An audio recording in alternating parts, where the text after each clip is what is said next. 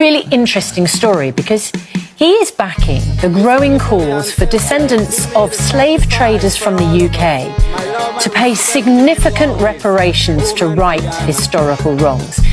He's demanding that those involved in the transatlantic slave trade be posthumously charged for crimes against humanity. This is a big topic at the moment and it's being discussed around the world.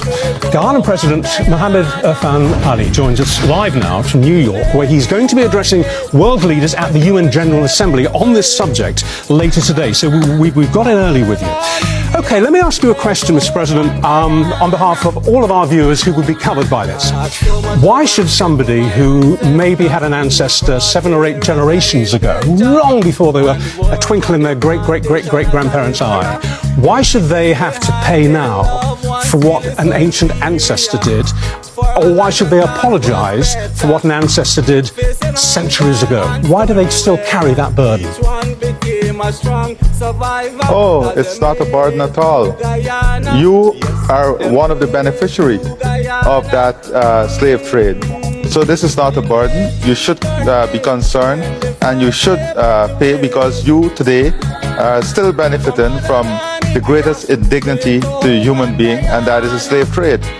And not only did you benefit during the slave trade and your country developed, but look at what it caused the developing world. During slavery, resources was used to build your country, build up your capacity. You were able to then become competitive. You were able to invest in mechanization, and developing countries like ours were left behind.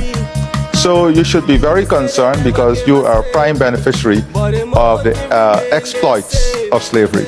So put a figure on it, please, because it always comes down to the bottom line.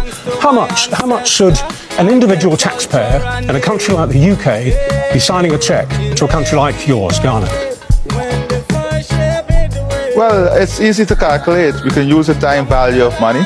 You can look at the period of slavery and the contribution not the contribution, the extraction of wealth from countries like ours, and how it was utilized to build your society, build your country, create wealth in your country, and then add the time value of money, and you will get the value.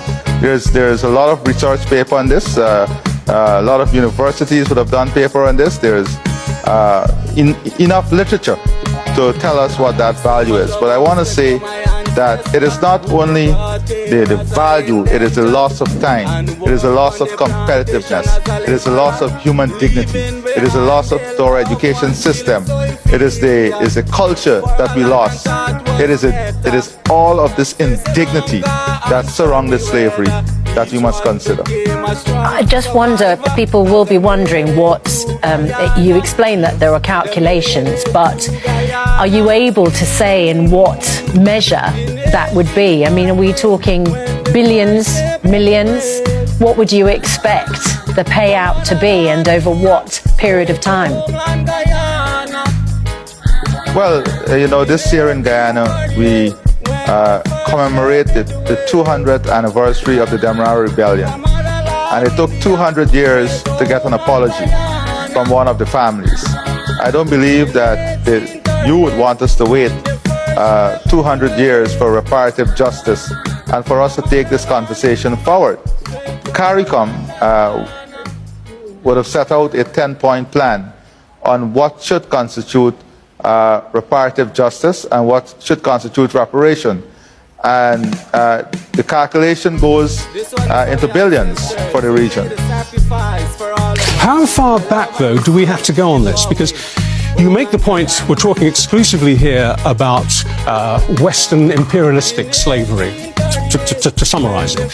But almost every civilization on the planet owes its existence and its prosperity almost always to crimes in the past, be they aggressive wars, be they different forms of slavery involving different movements of population. You can go right back to the Greeks and the Romans.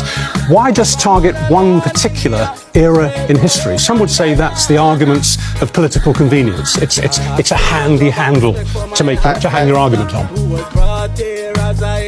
I think you're doing a great injustice to to compare slavery with any other of the historical facts that you're mentioning. I was including other forms of slavery. No, but I was including other examples of slavery as well.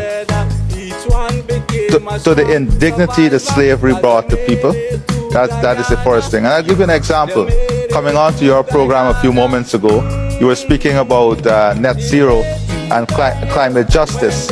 We are speaking about, the world is speaking today about climate justice and compensation and how we address the issues of climate change. And this is the problem. We live in a very unjust society. You know, we condemn completely the war in Ukraine. But if you look at the mobilization of resources in the war in Ukraine, in 2 years, you have mobilized more support for Ukraine than we have mobilized for Haiti for 60 years. You have mobilized more support for Ukraine than we have mobilized for Palestine for 20 years. You have mobilized more support for Ukraine in just 1.5 years than we mobilized to address the issue of hunger in Africa for 3 years. And that is the type of unjust way we have been dealing with these crises.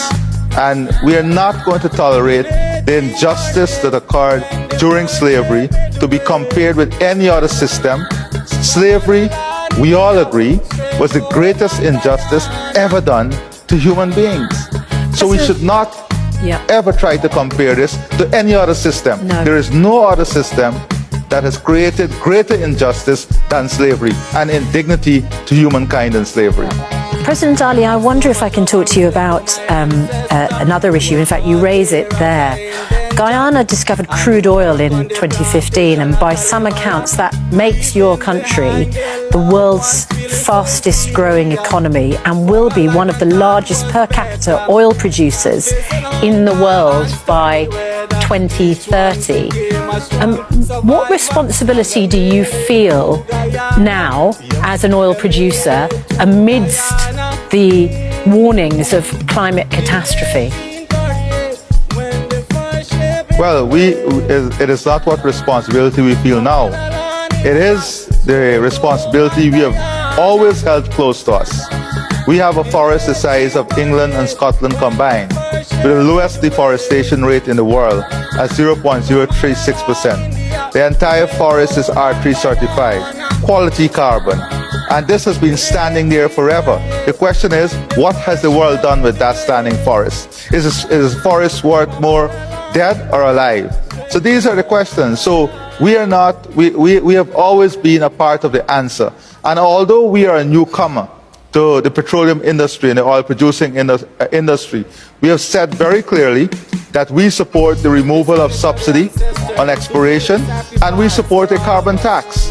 We also said that we support a balanced approach, and coming on this program, I heard that we are going to go back on some of the policies in the UK on petroleum and EVs and so on. Yeah. So what is the balanced approach? Okay, the balanced approach is how do we get the petroleum company around the table?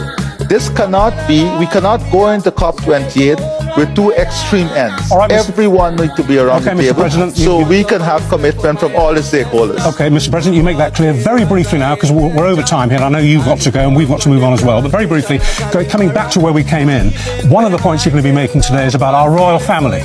And you feel that it's not just about the finances involved here in terms of reparations for slavery, it's about the gestures. And you think that the British royal family should make a big gesture, don't you? What do you mean? Hand over a palace to your country? Well, no, we don't want the British to hand over a palace that we built.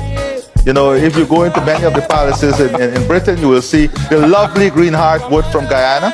You will see the sweat, tears, and blood of the slaves who were exploited. So what do you want? And the revenue that was earned from that exploitation. So we're not asking for a palace. We're asking for justice and a fair form of justice to the ancestors and to the greatest injustice that has ever done being done to human beings. We look forward to We're not asking for palaces. You can enjoy the palace, and when we visit you, we'll also enjoy it. Mr. President, we really look forward to your speech later on today to the UN. I'm sure there'll be much coughing and shuffling of feet, because when it comes to getting people to put their hands in their back pockets, you've got a mountain to climb. But Now, this is a really interesting story because